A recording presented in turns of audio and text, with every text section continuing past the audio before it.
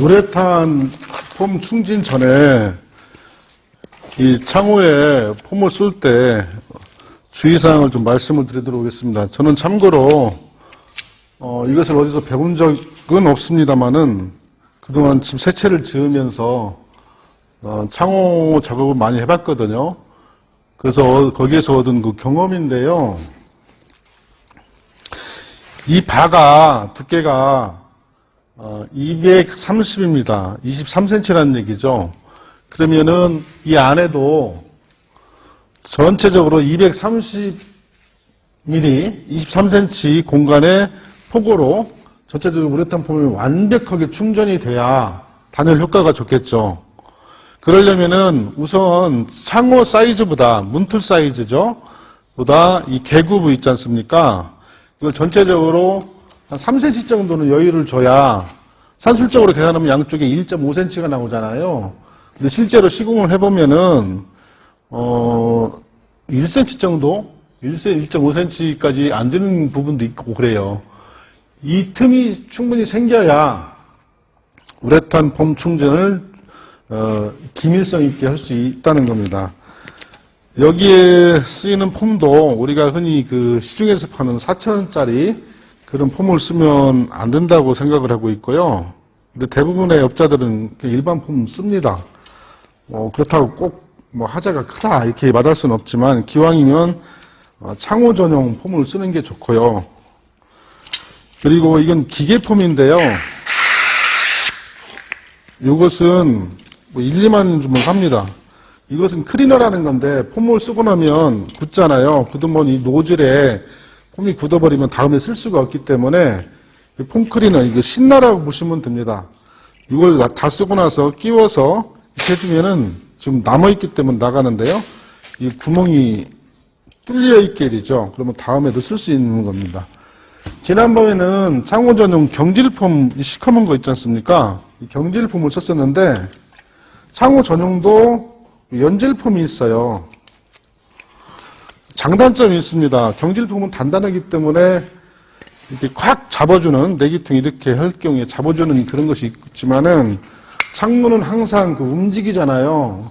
그러니까 약간의 탄성이 있는 게 좋다는 얘기죠. 탄성이 없을 경우에는 망국하고 자주 이용하고 그러다 보면 틈이 벌어졌을 때 다시 복구가 안 되는 그런 것이 있기 때문에 연질폼을 썼습니다. 이게 보시면 창호 전용으로 이렇게 쓰게 돼 있잖아요. 이것을 11,200원 줬던 것 같습니다. 그리고 이것은 폼건은 항상 이 위쪽에 이렇게 끼우게 되어 있거든요.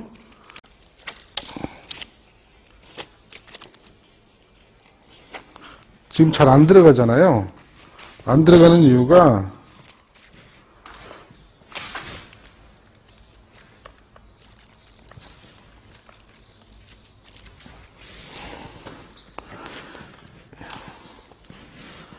이물질 같은 것이 있어가지고 그 전에 쓸 때 살짝 삐져나온 것들이 이렇게 경화돼가지고 이렇게 있습니다. 그러면 이런 것을 띄워주면 됩니다. 그리고 이 폼건에는 이 잠금 장치가 있거든요.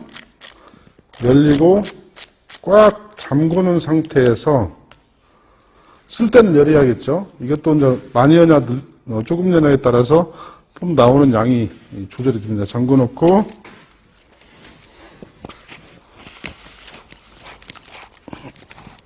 끼우셔야 됩니다.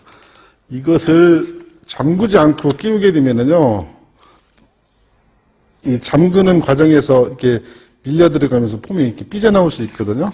그리고 나서 이걸 좀 열어주면, 구조는 좀 비슷해도 이런 식입니다. 이렇게 해서 이 폭이 230이기 때문에 충분히 흔들어 주신 다음에 충분히 집어넣고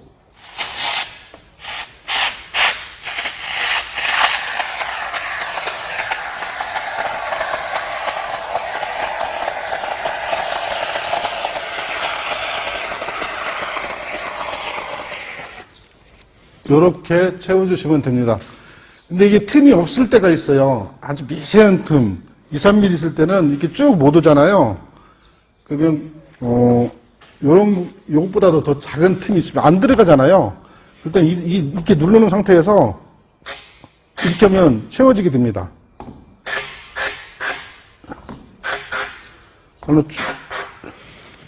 좀 살짝 했는데 벌써 여기까지 이렇게 채워졌잖아요. 그런 식으로 물론 이제 틈이 좁으면은 이 중앙까지 채워지기는 힘들겠죠. 이렇게 해놓고, 저는 제가 직접 하기 때문에 급할 것이 없지 않습니까? 그러니까 이렇게 해놓고 저는 이게 폼이 여기도 막 여기에 좀 비어있다 해서 자꾸 채워버리면 나중에 엄청 삐져나와요.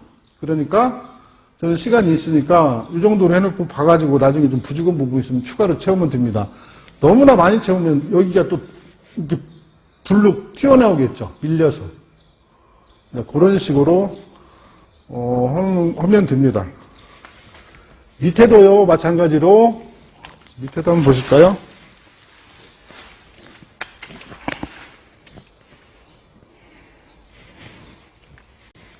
역광이나 좀 뿌연한데요.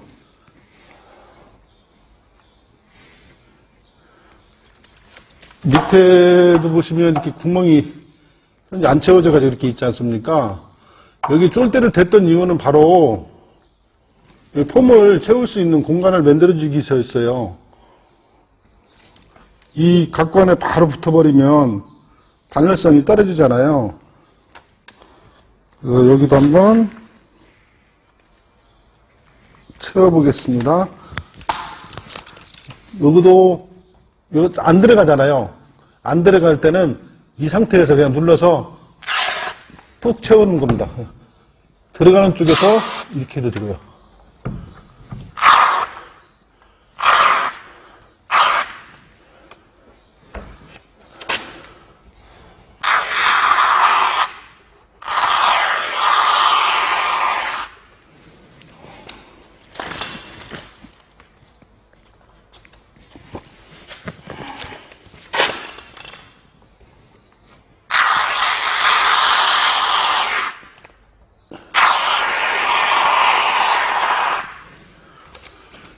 미리 대놨던 루바 조각으로 대놨던 것이 있기 때문에 처지는 일은 없습니다.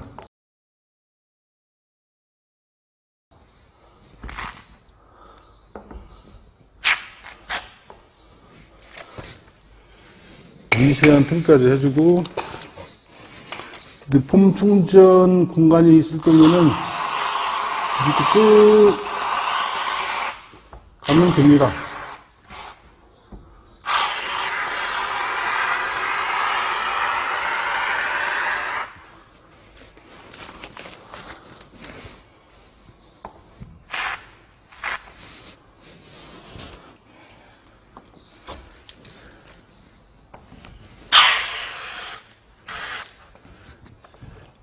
아무리 비싼 시스템 창호가 제일 비싸잖아요. 창문을 사더라도 이런 작업이 기밀성 있게 이루어지면 아무 의미가 없다고 봅니다. 이따가 여기 쓰고 나서는 다시 이렇게 잠궈 놓으시고요. 그러면은 밑에 부분 이렇게 쓰니까 윗부분 여기서 이렇게 쓰면은 이 폭이 2230이라고 했잖아요. 23cm. 그럼 이쪽에서 쓰면은 23cm를 반으로 나누면은 11.5cm잖아요. 이 가운데까지 이쪽에서 폼을 충전을 하게 되는 겁니다. 그리고 바깥에서 다시 또 충전을 이렇게 해나와야겠죠. 그렇게 하면 완전히 기밀성 있게 이 창문 틀이 이제 고정이 되는 겁니다. 이렇게 삐져나오는 거 있잖아요. 부족하다고 느낀 것은 이따 또 채우면 됩니다. 직접 시공하는 것이 이제 이런 것이 장점이에요. 천천히. 한 번에 하게 되면은 기술자라고 하더라도 잘못하면은 이게 배 내밀고 그러면은 이 문틀이 문을 닫았을 때 일직선이 안 되고 이렇게 휘어버리기 때문에 이 뜨는 부분이 생기겠죠. 그러면 단열에 아무래도 문제가 생길 수 있습니다. 그래서 이렇게 완전히 채우지 않고 처음에는 조금만 채운 다음에 나중에 어느 정도 경화가 됐을 때 다시 또 추가로 채우면 됩니다. 경화 시간은 뭐 완전히 굳는 것은 몇 시간이 걸려야지만 어느 정도 이것이 삐져나오고 이렇게 자리 잡는 데는 한 30분이나 1시간 정도면 충분합니다.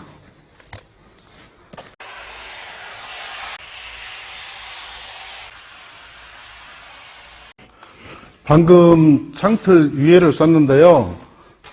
창틀 위가 어떻게 써졌는지 한번 보도록 하겠습니다.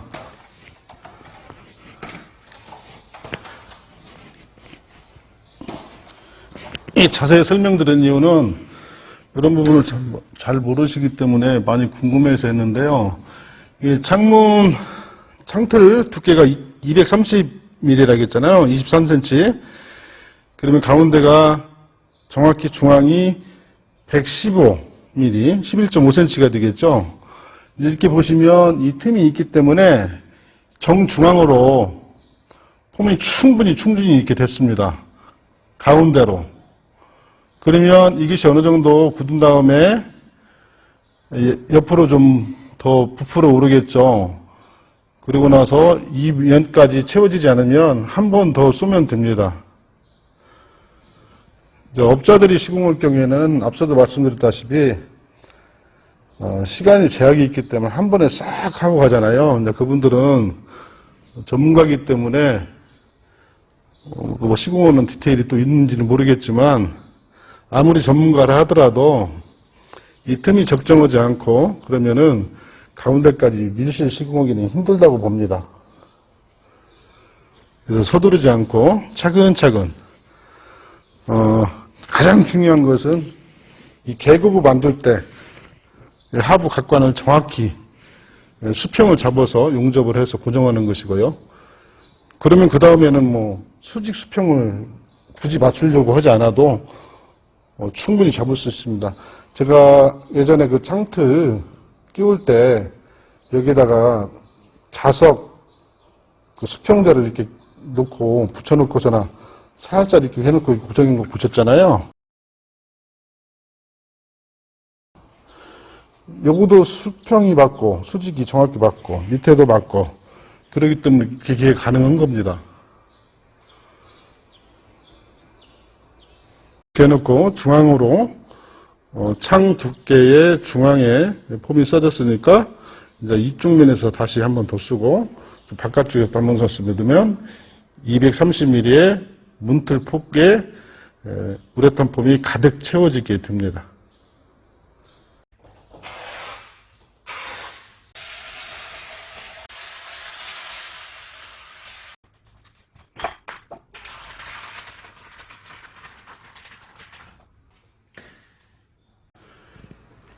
이 뒤로 나가는 그 방화문인데요.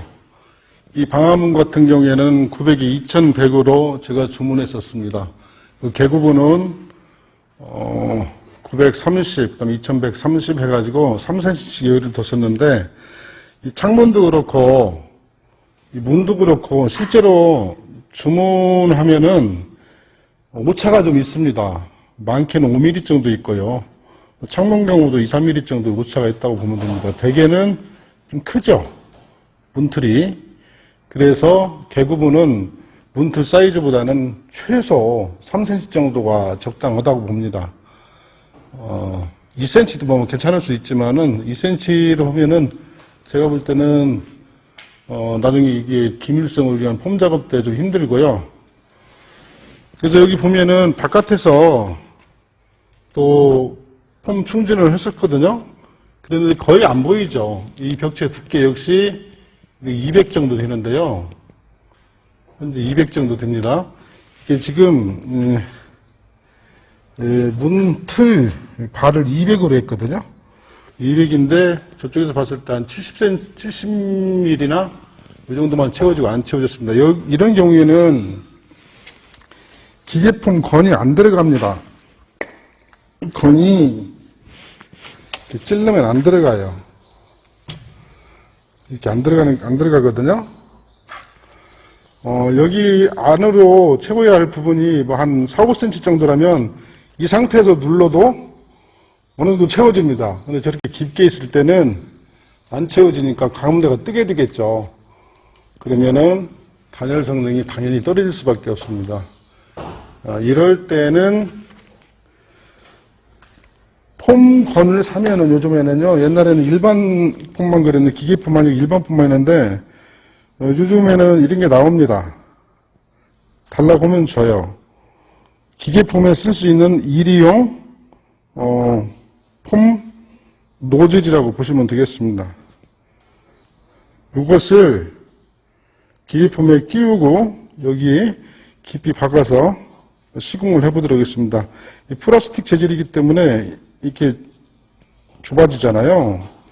이게 지금 대략 한 5mm 정도 될 것 같은데, 이게 조면은 한 3mm 정도까지도 접어질 수 있을 것 같습니다.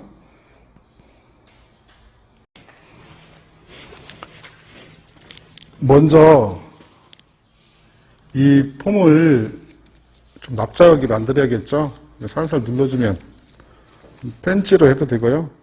여기는 공간이 아주 좁은 건 아니기 때문에 그냥 살살 끝에만 눌러주도록 하겠습니다.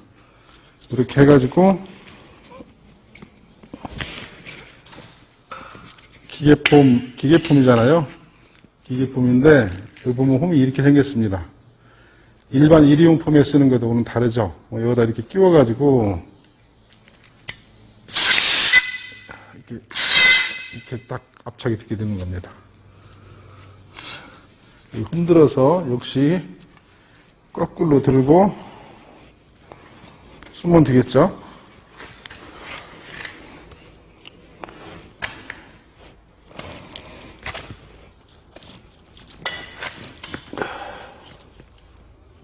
깊이 굉장히 그 끝에까지 들어갑니다.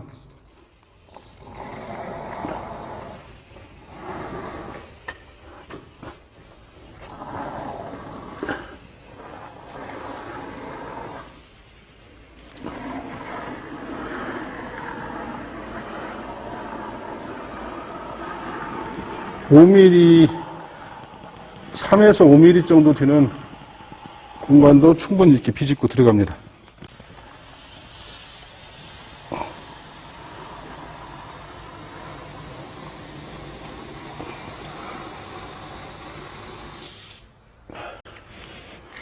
이런 식으로 채우면 됩니다.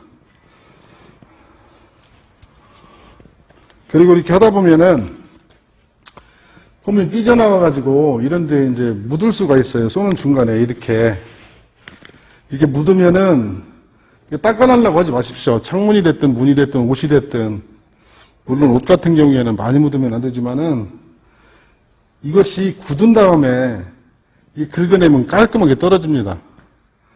그러니까 지금 상태에서 이렇게 하면은 막 번져가지고 절대 안 지워져요. 근데 이것이 완전히 말랐을 때 싹싹 긁어내면은 깔끔하게 떨어지니까 그걸로 뭐 스트레스 받지 않으셔도 됩니다. 채워졌죠? 채워져서 깊숙이 채워졌습니다.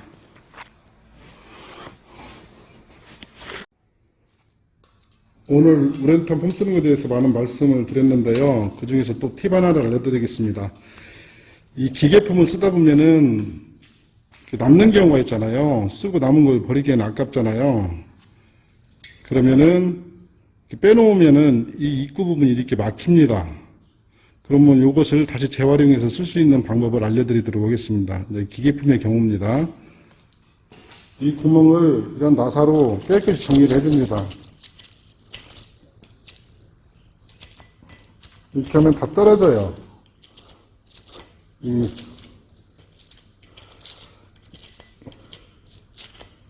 깨끗이 정리를 해준 다음에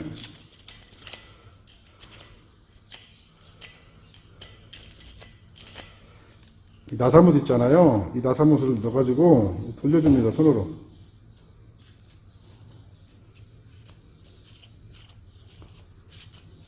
그 다음에 이렇게 빼요. 그러면 막혀있던 폼이 빠져나옵니다.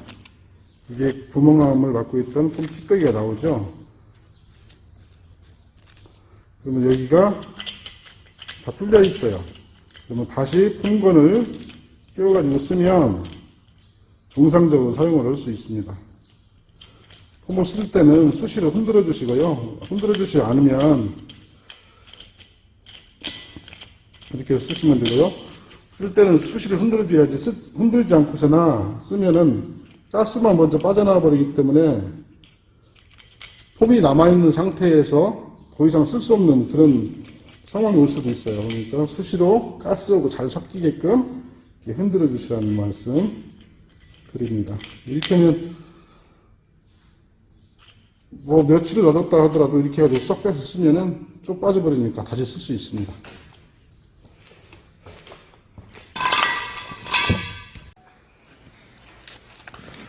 창문 폼 쏘는 작업을 모두 마쳤습니다. 이제 오늘은 더 이상 이제 폼을 쓸 일이 없기 때문에 아직 남아있거든요. 쓰고 남은 것은 빼놓고 아까 말씀드린 것처럼 나중에 쓸 때 여기에 이제 굳어지면은 나사로 빼서 쓰시면 되고요. 클리너. 이 클리너로 여기를 꼭 잠궈 놓은 상태에서요. 클리너를 끼웁니다. 그리고 이것도 품을 때 바깥에서 하는 게 좋아요. 왜 그러냐면은 여기서 이 노즐에 남아있던 거시기가 폼이 상당량이거든요. 그럼 여기 바닥에 떨어지게 되면 오염이 됩니다. 한번 클리너로 해보겠습니다. 이렇게 나오죠? 이렇게 나옵니다. 지금 이렇게 바닥에 좀 떨어진 게 있잖아요. 이렇게 충분히 정상적으로 분사가 될 때까지 한 다음에 다시 빼서 놓으면 쓸 수가 있고요. 나중에 여기를 깨끗이 정리하면 됩니다. 구멍은 뚫려 있는 상태이기 때문에 다음에 쓸 때만 여기 이제 폼 같은 걸 좀 깨끗이 닦아내고 다시 쓰면 됩니다. 그러면 오늘 시공한 걸 전체적으로 한번 다시 보겠습니다. 우레탄 폼을 지금 창문틀만 두 번째 썼는데요. 처음에 문틀 잡을 때 하고 그리고 창문 끼우고 나서 이렇게 잡았습니다. 대개는 창문 시공하고 우레탄 폼 시공하고 같은 날 같이 하잖아요. 시공업자들의 인건비 때문에 그런데 직접 할 경우에는 텀을 두고 하면 시행착오도 줄일 수 있고 또 시공도 꼼꼼하게 할 수 있고 좋은 점이 많이 있습니다. 이쪽 앞부분은 방 안쪽으로만 좀 쏴져 있는 상태고요. 또 바깥쪽은 다시 다음에 써야 됩니다. 지금 창틀에 폼 쏘는 게 이걸로 끝난 것이 아니고 여기에 이제 50T 판넬이 또 붙잖아요. 그러면 여기에 이제 마감재를 대할 거 아닙니까? 50T 튀어나온 만큼 나중에 보시게 아시겠지만은 일반적인 랩핑 누바가 아니라 원목을 사용해 가지고 예쁘게 마감을 할 생각입니다. 그러면 50T 튀어나온 부분만큼 폼이 또 한 번 더 쏴지게 됩니다. 그것은 다음에 보시면 될 것 같고요. 아까 말씀드렸다시피 여기 지금 폼을 두 번에 걸쳐서 샀어요. 한 번 쓰고 위에 부분 쓰고 그리고 두 번을 샀더니 이 기미력이 됐지 않습니까? 그러면 저기처럼 저렇게 덩어리가 져서나 폼이 과충전된 거죠. 그럼 문틀에 이렇게 매달려 있습니다.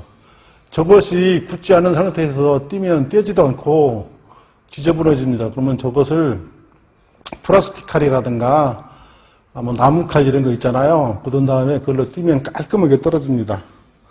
스컬러미는 창틀에 상처가 나겠죠.